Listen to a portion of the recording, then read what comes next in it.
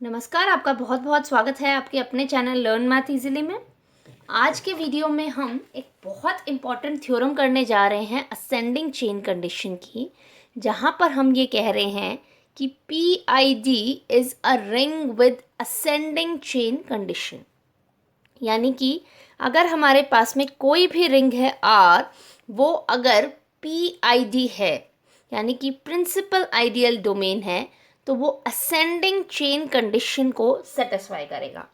अब ACC यानी ascending chain condition का मतलब क्या होता है? असेंडिंग चेन कंडीशन का हमारे पास में बेसिकली मतलब ये होता है कि हमारे पास में अगर कोई भी असेंडिंग चेन है आइडियल्स की, I1 contained in equal to I2 contained in equal to I3 and so on, तो वो एक स्टेज आ जाने के बाद में टर्मिनेट हो जाएगी यानी कि रुक जाएगी। उसके बाद के जितने भी एलिमेंट्स हैं, सपोज यहाँ पर IM आ रहा है, तो उसके बाद के जितने भी हम आइडियल्स लें वो सब इसके बराबर हो जाएंगे। इसको मैंने बहुत डिटेल में इससे पिछले वीडियो में आपको एक्सप्लेन कर रखा है। आप पूरा अच्छे से समझ सकते हैं कि असेंडिंग चेन कंडीशन का मतलब क्या होता है पिछले वीडियो को देखकर। हमने इससे पिछले वीडियो में कुछ और चीज़ें करी थी, जैसे कि हमारे पास में हर एक जो फील्ड है वो असेंडिंग चेन कंडीशन को सेटिस्फाई करता है। इसी के साथ साथ हमने एक और बात वहाँ पर कही थी कि अगर हमारे पास में कोई भी रिंग के आइडियल्स फाइनाइट हैं, अगर किसी भी रिंग के finite number of ideals he exist करते हैं, तो वो भी असेंडिंग चेन कंडीशन को सेटिस्फाई करेंगे। और आज के वीडियो में हम ये कहने जा रहे हैं कि अगर हमारे पास में रिंग जो है वो PID यानी कि प्रिंसिपल आइडियल डोमेन है, तो भी वो असेंडिंग चेन कंडीशन को सेटिस्फाई करेगी। तो चलिए शुरू करते हैं थ्योरम की स्टेटमेंट से। Every PID is a ring with ascending chain condition. इसकी स्टैंडर्ड शॉर्ट फॉर्म होती है ACC। इस थ्योरम को एक और स्टेटमेंट जो है वो एग्ज़ाम में पूछी जाती है, उसकी जो दूसरी स्टेटमेंट है वो भी मैं आपको लिख के बताती हूँ, जो अक्सर एग्ज़ाम में पूछी जाती है। इन अ PID every ascending chain of ideals must terminate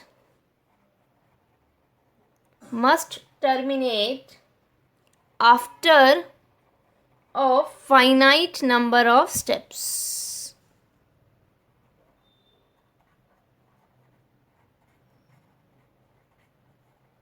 यहाँ पर हम क्या कह रहे हैं? इन अ PID every ascending chain of ideals must terminate after a finite number of steps. इसका मतलब ये है कि अगर हमारे पास में PID यानी प्रिंसिपल आइडियल डोमेन है, तो कोई भी असेंडिंग चेन ऑफ आइडियल्स हम लेंगे तो वो कुछ स्टेज के बाद में रुक जाएगी।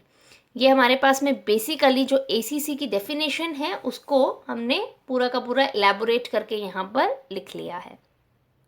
दोनों का मतलब बिल्कुल सेम है। यहाँ पर ACC डायरेक्ट लिख दिया है और यहाँ पर इसकी डेफिनेशन को एक्सप्लेन करते हुए इस चीज़ को लिखा है कि ascending chain of ideals must terminate after a finite number of steps. तो चलिए शुरू करते हैं इसके प्रूफ से। Let R be a PID। Suppose हमारे पास में R क्या है? एक principal ideal domain. Let I1 contained in equal to I2 contained in equal to I3 and so on be an ascending chain of ideals. Suppose हमारे पास में I1 contained in equal to I2 contained in equal to I3 and so on, यहाँ पर हम एक ascending chain of ideals ले रहे हैं। हम यहाँ पर कंसिडर कर लेते हैं, consider I which is equal to union of I is equal to 1 to infinity I. हम यहाँ पर I क्या ले रहे हैं, ये जितने भी हमने आइडियल्स कंसिडर कर रहे हैं चेन के अंदर उन सब का यूनियन। अब एक चीज़ यहाँ पर मैं आपको क्या बता रही हूँ, now I is an ideal of R। I हमारे पास में क्या है, union of ideals. Union of ideals हमारे पास में आइडियल कब होता है, जब एक आइडियल दूसरे के अंदर कंटेन हो जाए। तो हमारे पास में आप ये देख रहे हो कि हर एक जो आइडियल है वो किसी न किसी के अंदर कंटेन हो रहा है। इसका रीज़न आप लिख दीजिए, now I is an ideal of R because union of ideals is an ideal if and only if one of them is contained in another। तो हमारे पास में I क्या हो गया, एक आइडियल हो गया है। अब I एक आइडियल है और R क्या है, PID। तो उसका हर एक जो आइडियल होगा वो क्या होगा, principal ideal.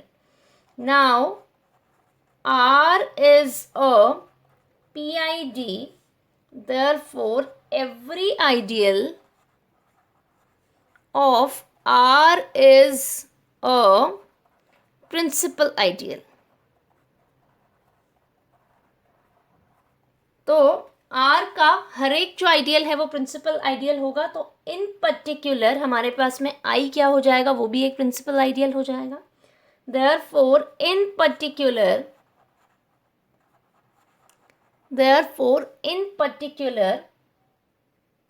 I is also a principal ideal. तो हमारे पास में I क्या हो गया, वो भी एक प्रिंसिपल आइडियल हो गया। देयरफॉर वो किसी न किसी से जनरेट होगा। सपोज हमारे पास में I जो है वो जनरेट हो रहा है A से। A हमारे पास में क्या है, R का एक एलिमेंट है। इसको हम कुछ इस तरह से भी लिख सकते हैं, I is equal to AR। हम किसी भी प्रिंसिपल आइडियल को इस फॉर्म में कब लिख सकते हैं, जब हमारे पास में रिंग में यूनिटी हो, बिकॉज R हैज़ यूनिटी। ये आ गया। अब यहाँ पर देखिए, now A is belongs to I। हमारे पास में A जो है वो आइडियल I को बिलोंग कर रहा है, which is equal to union of I is equal to 1 to infinity I। अब A देखिए यूनियन को बिलोंग कर रहा है I को, ठीक है। इसका मतलब कि वो हमारे पास में किसी न किसी पर्टिकुलर आइडियल को बिलोंग करेगा। implies there exists M belongs to N such that A belongs to I M। तो हमारे पास में A किसको बिलोंग कर जाता है, I M को। अब अगर A जो है वो I M को बिलोंग कर रहा है, implies A R belongs to I M for all R belongs to R, because I M is an ideal। हमारे पास आइडियल हो जाने के कारण जितने भी R हैं रिंग के, A R जो हैं उनका ये जो प्रोडक्ट A R आएगा वो I M को बिलोंग करेगा। अगर A R I M को बिलोंग कर रहा है, इसका मतलब ये जो पूरी की पूरी सेट है A R, ये I M के अंदर कंटेन कर जाएगी। अब A R बेसिकली हमारे पास में क्या है, I contained and equal to I M। Also I M हमारे पास में किसके अंदर कंटेन कर रहा है, I के अंदर, because I is equal to union of I is equal to 1 to infinity I। तो ये हर एक जो आइडियल है वो I के अंदर कंटेन करेगा। तो इन पर्टिकुलर I M जो है वो भी I के अंदर कंटेन कर जाएगा। अब I जो है वो I M के अंदर कंटेन कर रहा है, I M जो है वो I के अंदर कंटेन कर रहा है, therefore I is equal to I M। तो आप यहाँ पर क्या देख रहे हो, therefore for all n greater than equal to m, जहाँ पर ये n किसके अंदर बिलोंग कर रहा है, सेट ऑफ नेचुरल नंबर्स के अंदर। ये जो सीक्वेंस आप लेते हो, ये जितने भी 1 2 3 एंड सो ऑन, ये सब के सब हमारे पास में क्या होते हैं, नेचुरल नंबर्स। तो for all n greater than equal to m, हमारे पास में क्या हो जाएगा, I N is equal to I M. यानी कि आई एम के बाद में जितने भी आइडियाज़ हम ले लें, I am plus 1, I am plus 2, I am plus 3 and so on, ये सब के सब हमारे पास में आई एम के बराबर हो जाएंगे। इस चीज़ को मैं लिख के बताती हूँ। I1 contained in equal to I2 contained in equal to I3 and so on, contained in equal to IM is equal to IM plus 1 is equal to IM plus 2 and so on. तो इस तरह से हमारे पास में एक finite stage के बाद में इक्वालिटी आ जाती है, यानी कि हमारे पास में ये जो चेन है ये टर्मिनेट कर जाती है एक फाइनाइट स्टेज के बाद में। Therefore chain becomes stationary after mth stage, hence ascending chain condition holds। तो इस तरह से हमारे पास में असेंडिंग चेन कंडीशन जो है वो होल्ड कर जाती है, यानी कि हमारे पास में जो असेंडिंग चेन ऑफ आइडियल्स है वो एक स्टेज आई एम आने के बाद में टर्मिनेट कर जाती है, वो स्टॉप हो जाती है। तो इस तरह से हम ये देख रहे हैं कि पीआईडी अगर हमारे पास में हो तो असेंडिंग चेन कंडीशन जो है वो होल्ड होती है। तो इस तरह से हमारे पास में ये वाली जो थ्योरम है ये यहीं पे कंप्लीट होती है। नेक्स्ट वीडियो में हम असेंडिंग चेन कंडीशन का इस्तेमाल करते हुए एक और थ्योरम जो है उसको प्रूफ करेंगे। बेसिकली ये जो कॉन्सेप्ट है असेंडिंग चेन कंडीशन का, इसका यूज़ से ज़्यादा आपको एग्ज़ाम में इसका जो क्वेश्चन है वो भी पूछा जाता है, लेकिन उससे ज़्यादा इसकी एप्लीकेशन होती है। बहुत सारे कॉन्सेप्ट्स को प्रूफ करने के लिए आपको पूछा जाए या ना पूछा जाए डायरेक्टली, आप इसका इस्तेमाल करते हो to reach a certain conclusion. Suppose आपको ए से बी की तरफ जाना है, तो आपको यहाँ पर दे नहीं रखा है कि आपको असेंडिंग चेन कंडीशन का इस्तेमाल करना है, लेकिन आप देखेंगे आने वाले कई प्रूफ्स में हम असेंडिंग चेन कंडीशन का इस्तेमाल करते हुए ए से बी की तरफ पहुँचेंगे।